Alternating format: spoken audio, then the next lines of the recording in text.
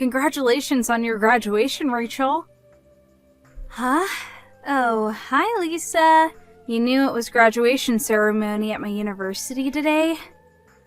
Yep, looks like you're a full-grown adult now. I guess. That reminds me, where did you get a job at? What? Remember how I asked you about how your job hunting was going around a year ago? You told me it's a secret. I won't tell you until graduation, right? I thought you would tell me after you graduated. Oh, yeah, I remember. Do you want to know that much? You're my late father's second wife, and you're not even related to me by blood. Well, yes, but for the past 10 years, ever since you were 12, I treated you like my own daughter. At least I tried to. Well, I guess there's no denying that you supported me up until now. I'm a bit unhappy that we were slightly in poverty, though. That's because I was saving for the future, but it's also largely because I didn't use any of the money from the inheritance or the insurance he left you. What? Is that so?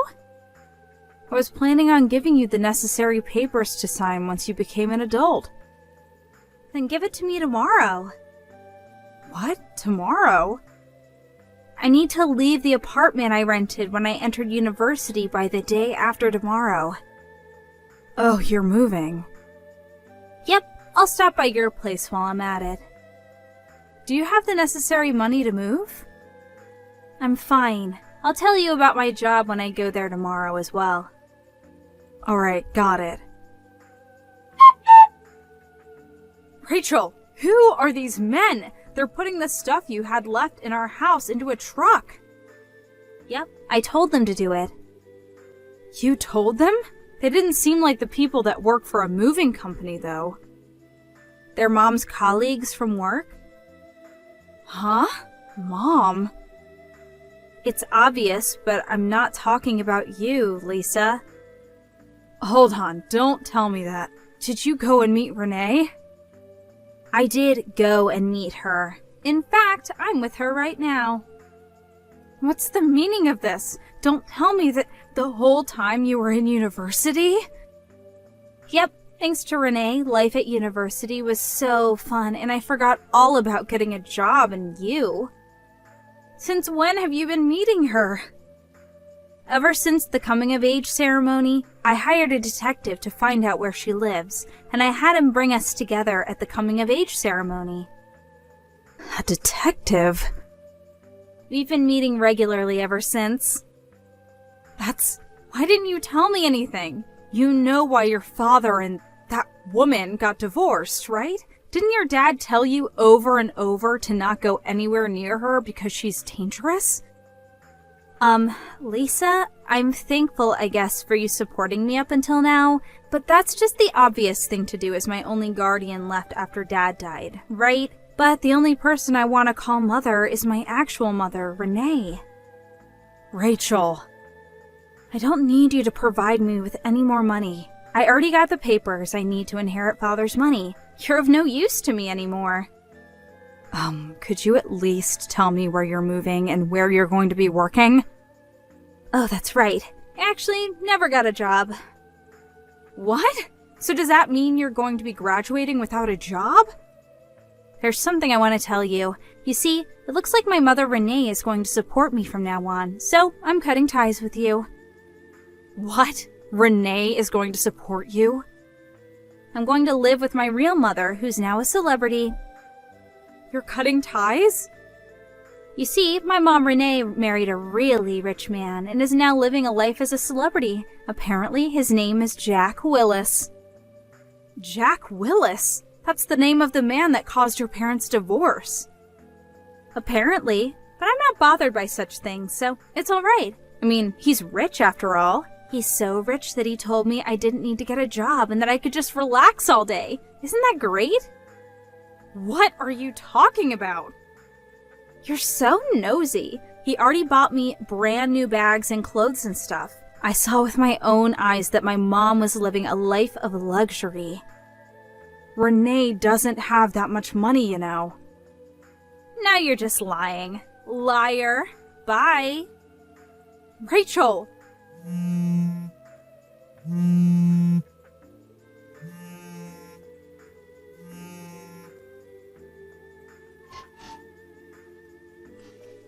Lisa, it's been 2 months since we last talked. No, I thought you cut ties with me. You pay too much attention to details. You insulted my mom so much, so I thought I would get revenge by boasting about my new celebrity life. Revenge, huh? First off, to celebrate moving in with Mom, she bought me several pretty party dresses. She says we're going to go out next week in these dresses. Not only that, but tonight we're going to have a full-course dinner at a high-class restaurant with a view. Apparently, it costs $500 per person. To think that I would be eating a single meal that cost 2 months of my food expenses during university. I'm such a celebrity. Is that so? But you shouldn't let your guard down, alright? What do you mean? You see, there was something that I had needed to tell you, but now that you're with them, I decided there was no longer any need. You're not making any sense. Well, I'm not your actual mother, and our relationship is a bit dry, but I did raise you for 10 years. So here's my last piece of advice for you. No matter what you do, don't give your father's inheritance to them. Huh? There's no way the kind of celebrity mother that's going to support me from now on is after my money. Don't get mad at me for no reason just because you're jealous that I'm living the life of a celebrity while you're still poor. Goodbye.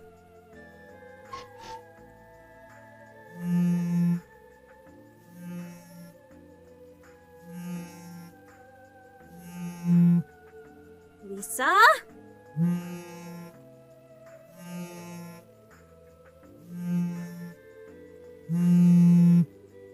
I'm begging you, answer my calls.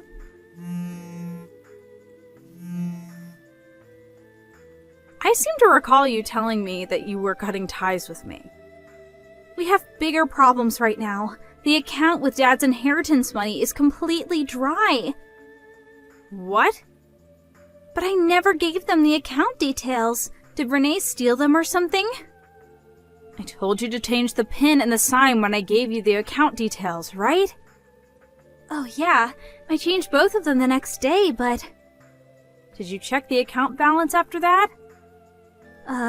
Yeah, I did. The money Renee said would be in the account was there.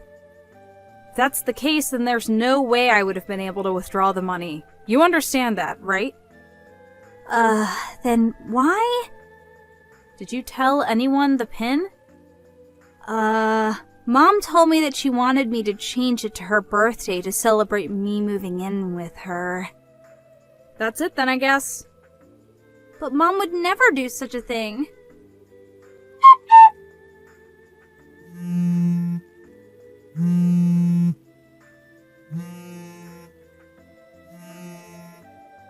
Lisa, what should I do? Apparently Mom used the money to pay off her debt. So that's what happened. I knew it. Huh? You knew? No, but I guessed that that's what she would do with the money. You remember why your parents divorced, right? Yeah. Mom cheated on Dad, and also Mom was loose with her money. Lose is putting it lightly. What? This is before me and your dad met, and I don't know what your parents told you when they were getting divorced while you were still in elementary school, but it seems that Renee was the type of person to take out loans without even hesitating. One day, she borrowed a loan from a group that was considered suspicious in society. Apparently, she met the man she would cheat on your dad with through them. Your dad knew that this was going to mean trouble, and so he rushed to hire a lawyer. He had already been gathering evidence of your mother's adultery, and used that to get divorced with her immediately. He didn't ask her to pay any alimony, and in return got custody of you. He changed jobs and moved far away, bringing you with him. Your grandparents, who passed away 8 years ago and 5 years ago respectively, were also forced to move. So that's why I suddenly changed schools and moved? Yep, he said he cut ties with everyone except his parents from his hometown, as if overnight. What? I was planning on telling you this when you graduated from university, but you know what happened next. To be honest, Renee reaching out to you before that was a miscalculation on my part. I understand painfully now that I underestimated her, even though I only heard about her from your dad. Lisa, help me. What? I think they're going to make me take on customers from tomorrow. Customers? I overheard Renee and Jack talking to each other at night. It seems the party dress she bought for me last week was a uniform for work. Apparently, it's a hostess bar on the outside, but... I understand. Help me. I'm sorry, but I won't be able to directly help you right now. Why not? But we've known each other for 10 years. I was suddenly told that I needed to go on a business trip abroad. I'm currently in the United States. The U.S.? I'm probably going to live here permanently in the future. But you're the only person I can rely on, Lisa. Well, I'll give you one hint then. A hint? The fact that you can still text me means that you have a chance to escape, but I think it's going to be a race against time. What should I do? I'll tell Judith about the whole situation. Judith. Oh, your friend, right? The one who grew up on the island of Sakushima? Yep, that one. You know where she lives, right? Yep, the big house near the station, right? I always saw it on my way to high school, so I remember. Her husband is a lawyer, so ask him for advice. But I need money to get there. I'll tell Judith to pay for your taxi, so return it to her afterwards, alright? Got it. Lisa, thank you. I'm so glad you didn't get mad and cast me aside after what I said to you. But Rachel, I haven't forgotten what you said to me. I just know that this is my last act of kindness towards you. Lisa. I'm not going to help you anymore. Try and live on your own from now on. Okay, I'm sorry for what I said to you. Thank you for everything up until now.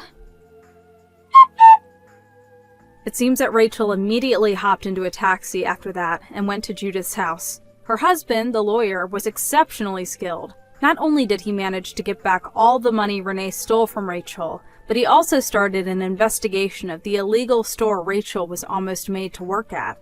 Thanks to his efforts, Renee and her husband Jack are now behind bars. Apparently, they're guilty of countless other crimes as well, such as fraud and tax evasion, so they won't be able to get out of this for a while. Also, Judith occasionally tells me how Rachel's doing, but it seems that she found a job that came with housing all on her own and has moved there. My eyes teared up when she said that Rachel was doing her best and has become a humble person. It seems that Rachel is no longer the person who said all those heartless things to me and deeply regrets what she did. It seems that I can move on with my life, with no bitter feeling of contempt mixed with sadness, but with a feeling of joy and hope, knowing that Rachel went on the right path. Inspired by her change of character and her willingness to move on with life, I will also try to do my best in this newfound heaven.